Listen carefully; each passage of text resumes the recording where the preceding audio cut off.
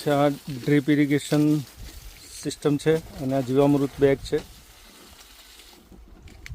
અને આ આપણો કલીલ કુંડ છે અને કલીલ કુંડની અંદર જે ગ્રીન કમાન્ડો દ્વારા આપણને ટ્રેનિંગ આપવામાં આવી હતી એ પ્રમાણે 4 લેયર કરેલા છે. એની અંદર અમે એક વસ્તુ એડ ઓન કરી છે કે જે અળસિયા છે અળસિયા એના અંદર એડ કર્યા છે. અળસિયા આપણને ગાંધીનગર પેથાપુરથી લગભગ 2-3 કિલોમીટર દૂર જ એક ફાર્મ છે, એમાં ઝાલાભાઈ છે. એ ઝાલાભાઈ દ્વારા આપણને અળસિયા મળેલા છે. એમાં 4 કિલો અળસિયા આપણે આમાં નાખેલા છે, જેથી આપણને ફ્યુચરમાં અળસિયાની સંખ્યા બી એના અંદર વધશે, ડીકમ્પોઝિશન બી ફાસ્ટ થાય અને વર્મી વોશ પણ આપણને મળે. હવે આ જે વર્મી વોશ છે એની અંદર આ કુંડની અંદર અહીંયા આઉટલેટ મૂકેલું છે આપણે, અને આ ડ્રીપની અંદર આ વેન્ચ્યુરી છે. આ વેન્ચ્યુરીની અંદરથી આપણે કલીલમાંથી જે કલીલ દ્રાવણ નીકળે એ આપણે ડ્રીપ થ્રુ આખા ખેતરની અંદર જશે. આની અંદર આપણે ગ્રીન કમાન્ડો દ્વારા જે 5 જાતના બેક્ટેરિયા મળ્યા હતા એનું મધર કલ્ચર છે. પછી ગોપ કૃપા અમૃતમ પણ આ વખતે હું લાવ્યો હતો અને એનું બી મધર કલ્ચર આપણે બનાવેલું છે.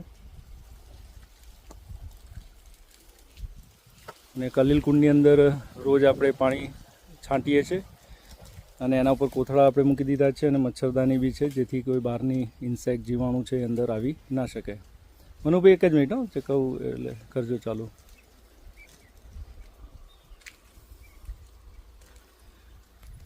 હવે આપણે કલીલ દ્રાવણ છે એ કલીલ દ્રાવણ એના અંદર હવે બહાર કાઢીશું. આપણે ચાલુ કરી દીધો. આ કલીલ દ્રાવણ ચાલુ થઈ ગયું છે. આની અંદરથી આઉટલેટમાંથી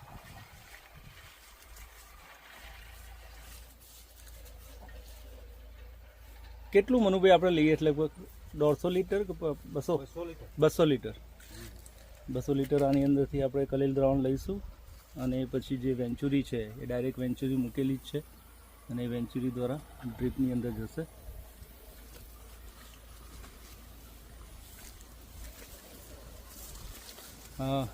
આની અંદર જે આ જામફળી છે, જામફળીને પણ કલીલ મળે છે. એની જોડે આંબો છે.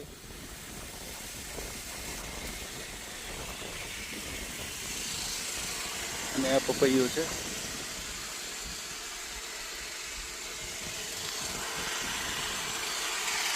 હવે વેન્ચુરી દ્વારા ચાલુ થઈ ગયું છે.